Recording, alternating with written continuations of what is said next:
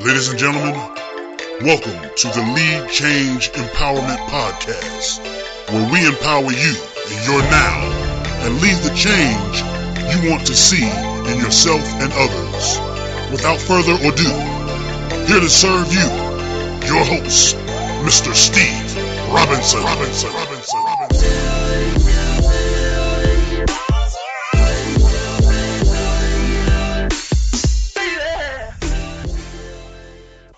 Welcome to the Lead Change Empowerment Podcast. I am your host, Steve Robinson, and you guessed it, I am always super duper grateful for you. Thank you to all of the listeners, the followers. Please continue to leave a review, leave a 5-star review on iTunes, on Spreaker. Give us a like, give us a follow, and I appreciate all of that you are doing. Continue to share it.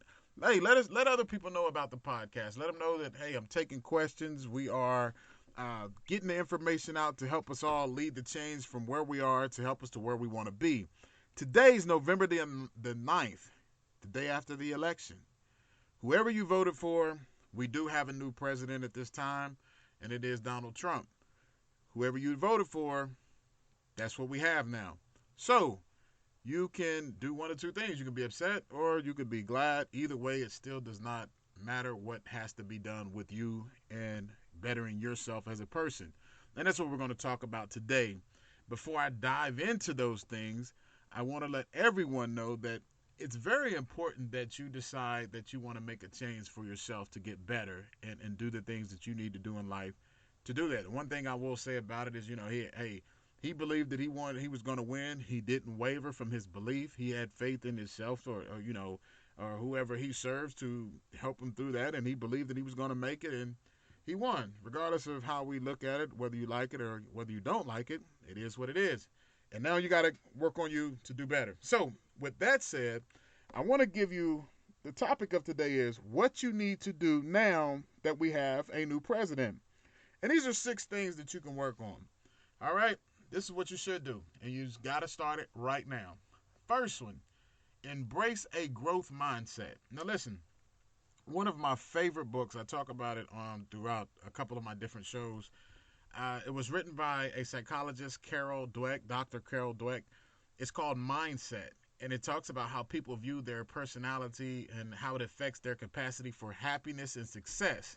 Now, that's the growth mindset, and you have a fixed mindset where if you have a fixed mindset, you believe things like your character, intelligence, and creativity are unchangeable, and avoiding failure is a way of proving your skills and how smart you are. Now, people with a growth mindset see failure as a way to grow and therefore embrace the challenges, persevere against the setbacks, learn from different criticisms, and reach higher levels of achievement. Do the people with this mindset believe that anyone can be anything, that anyone with proper motivation or education can become a Einstein, Beethoven, Michael Jordan, LeBron James? No, that's just not going to happen. But you will believe that a person's true potential is unknown and unknowable, that it's possible to foresee what can happen, to accomplish with years of passion and training and learning and continue to have a growth mindset. So that's what Dr. Dweck talks about with having a growth mindset, and I strongly suggest that you get the book Mindset by Carol Dweck.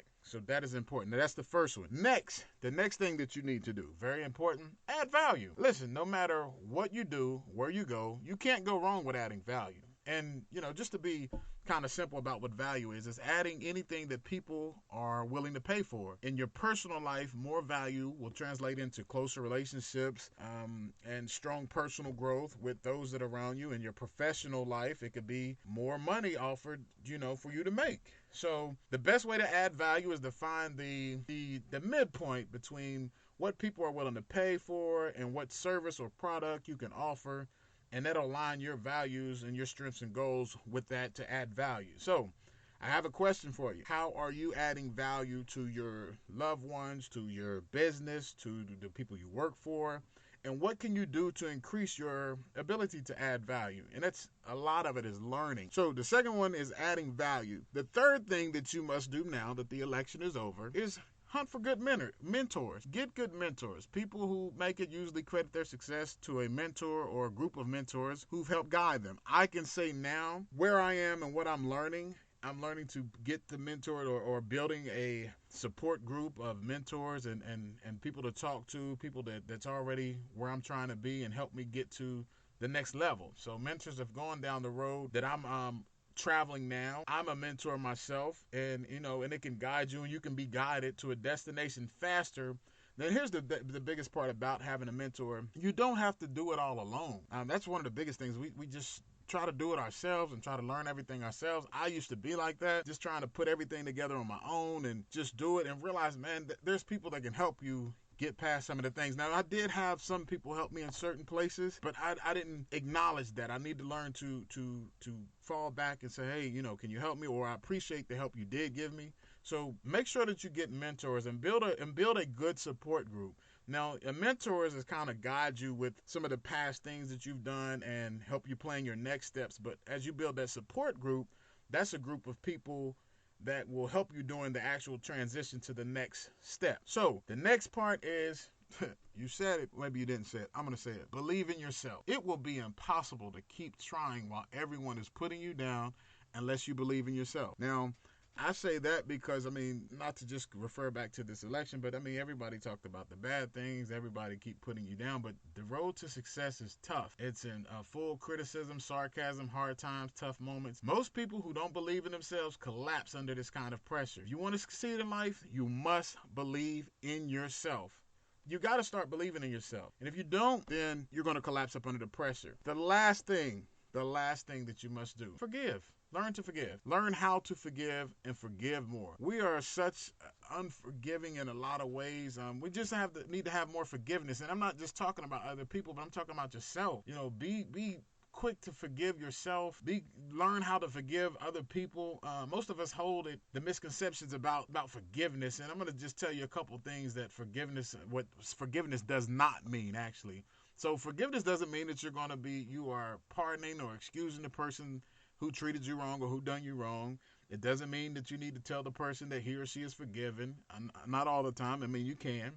It doesn't mean that there is nothing further to work out in a relationship and everything is okay now. That's not what forgiveness means. Forgiveness does not mean that you have to continue to include certain people in your life. And forgiveness isn't something you do for the other person. Forgiveness is something you're doing for yourself. You're accepting the reality of what happened and finding a way to live, and be resolute with it. This is a process. It's not something that just happens right then and then it's over. Not saying that you're gonna, not think about certain things, but learn to forgive yourself. Learn to forgive others. There are several reasons why you don't forgive. Some people like to the thought of revenge, or you enjoy feeling superior. You don't know how to resolve the situation. Some people don't know how to resolve, so they don't know how to forgive.